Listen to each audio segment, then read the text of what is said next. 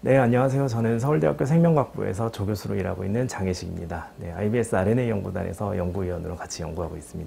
네, 모두 아시다시피 1월 말부터 한국에도 코로나 바이러스가 많이 퍼지게 됐잖아요. 그래서 저희가 코로나 바이러스가 아무래도 RNA의 바이러스이다 보니까 코로나 바이러스를 연구하려면 좀 잘 이해하려면 RNA에 대해서 좀 연구를 많이 필요한데, 저희가 기존에 RNA 좀 연구를 많이 하다 보니까 저희가 기여할 수 있는 게 뭘까 좀 생각을 하다 보니까 저희가 기존에 갖고 있던 기술들을 적용을 해서 코로나 바이러스를 좀 더 잘 이해할 수 있겠다 싶었습니다. 그래서 코로나 바이러스 연구를 위해서 질병관리본부에 연락을 해서 같이 공동 연구를 제안을 했고요. 그렇게 해서 이제 질병관리본부에서 키운 바이러스를 받아가지고 저희가 전사체 분석을 같이 해서 꽤 재밌는 연구 결과를 얻게 됐습니다. 코로나 바이러스는 이제 RNA 바이러스인데요. 굉장히 깁니다. 네, 보통 이제 RNA는 A, C, G, U 4개 알파벳으로 이루어진 그 1차원으로 쭉 연결된 건데요. 그 A, C, G, U가 보통 이제 뭐 바이러스 같은 경우에는 RNA 바이러스는 그렇게 길진 않아요. 근데 코로나 바이러스는 한 3만 자 정도 아주 길게 연결되어 있습니다.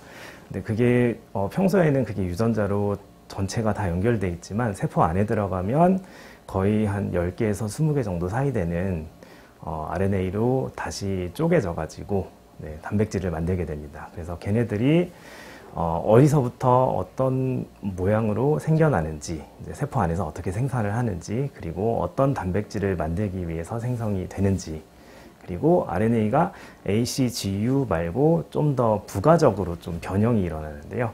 그 변형은 예를 들면 프랑스어 알파벳 같은 걸 생각해 보시면 되는데, A부터 Z까지 말고 다른 알파벳 위아래에 뭔가 조금 부호가 붙잖아요. C 아래에다가 뭐 꼬리가 붙는다든지, 그리고 뭐 A 위에 뭐 점이 붙는다든지 그런 식으로 붙는 게 있는데, RNA에도 그렇게 조그만 게 붙으면 여러 가지 다른 기능을 가지게 됩니다. 그래서 바이러스는 보통 그런 RNA 수식 현상이라고 부르는 게 일어나면 그 수식된 것들이 보통 RNA하고 좀 다르게 인식이 돼서 이 숙주세포에서 면역이 일어나는 것을 좀 방지하게 되는 효과가 있다고 알려져 있습니다. 그래서 아마도 저희가 이번에 RNA 수식을 좀 발견했는데요. 그래서 저희가 발견한 RNA 수식이 아마도 바이러스가 이 숙주세포의 면역을 좀 회피하는 기능이 있지 않을까 하고 생각을 합니다. 코로나 바이러스는 RNA 바이러스입니다. 그래서 RNA 바이러스라는 것은 유전자가 RNA에 들어있다는 건데요.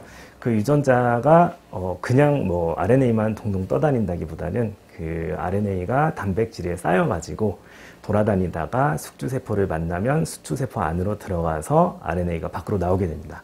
그렇게 되면 그 RNA에서 단백질을 먼저 만드는데요. 그 단백질들을 활용해 가지고 우선 그 바이러스가 세포 안에서 생활하기 위한 여러 가지 단백질을 만들 수 있는 RNA를 굉장히 많이 만들어냅니다. 이런 거는 원래 유전자 전체보다 조금 짧은 거라고 불러가지고 그래서 서브지노믹 RNA라고 부르는데요. 거기서 여러 가지 그 바이러스가 필요한 거의 한 10개에서 20개 정도 사이 정도 되는 단백질들을 굉장히 많이 만들어내게 됩니다. 만들어내는 숫자는 굉장히 많아가지고요. 뭐 100만 개에서 몇 억 개 넘어가기도 하고 그렇습니다.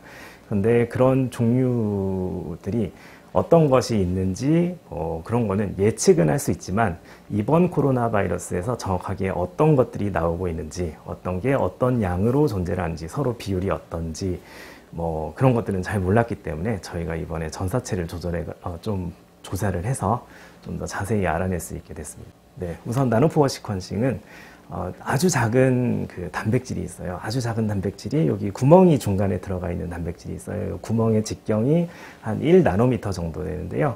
1나노미터 정도 되는 단백질을 이 지질막에다가 잘 넣어 놓습니다. 그렇게 되면 위아래로 전기를 통해 주면 그 아주 좁은 구멍을 통해서만 전기가 통하게 되는데요.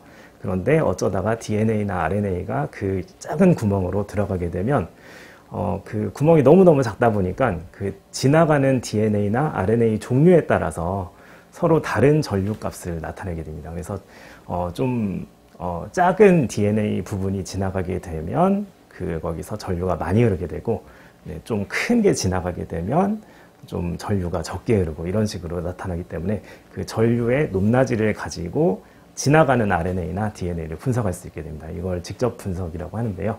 그러다 보니까 지나가는 RNA가 기존에 알던 거든 모르는 거든 여러 가지 이게 좀 이상하다 하는 정보를 많이 알아낼 수가 있게 됩니다. 그래서 저희가 바이러스의 RNA를 가지고 그 나노포를 통과를 시키면서 그 안에 지나가는 서열이 ACGU 서열인지 뭐 아니면 그 ACGU 말고 다른 것도 섞여 있는지 그리고 뭐 그걸 알아낼 수 있고 그리고 엄청나게 긴 RNA들이 많이 있는데 긴 RNA들을 한꺼번에 통과시키면서 정보를 알아낼 수가 있기 때문에 거기에 대해서 좀 온전한 정보를 알아낼 수가 있게 됩니다. 그래서 그 정보를 가지고 전사체 분석을 했습니다. 네, 그리고 나노볼 시퀀싱은 지금 상대적으로 지금 상용화된 지는 얼마 안 됐는데요. 나노볼 시퀀싱은 그냥 보통 기존에 많이 쓰던 시퀀싱 방법하고 비슷합니다. 그래서 DNA, 먼저 RNA 같은 경우에는 DNA로 변환을 한번 먼저 해줘야 되고요. 그리고 그 변환된 DNA를 복제를 하는데 그 복제 방법이 특이해가지고 나노볼 시퀀싱이라고 부릅니다. 먼저 RNA를 DNA를 변환한 다음에 그 DNA를 보통은 그냥 일직선으로 나열된 상태에서 복제를 쫙 해가지고 그걸 몇만 카피로 늘리는데요. 그 대신에 거기서는 그 동그랗게 DNA를 붙여줍니다. 동그랗게 붙여준 DNA를 가지고 얘를 복사본을 만들려고 하면 어떤 DNA 복제 효소 같은 경우에는 이게 계속 동그랗다 보니까 계속 복사를 해가지고 어디가 끝인지 모르고 계속 돌아갑니다. 그렇게 되면 마치 털실 뭉치처럼 막 뭉쳐있는 DNA 공이 나오거든요. 그래서 그 DNA 공을 DNA 나노볼이라고 불러가지고 그걸로 이제 시퀀싱을 하게 됩니다. 네, 그걸 가지고 서열 분석 방법은 기존에 서열 많이 분석하던 방법들하고 비슷한데요. DNA 복제 효소가 자기와 상대가 되는, 그러니까 G는 C를 만나고 T는 A를 만나고 이런 규칙이 있는데요.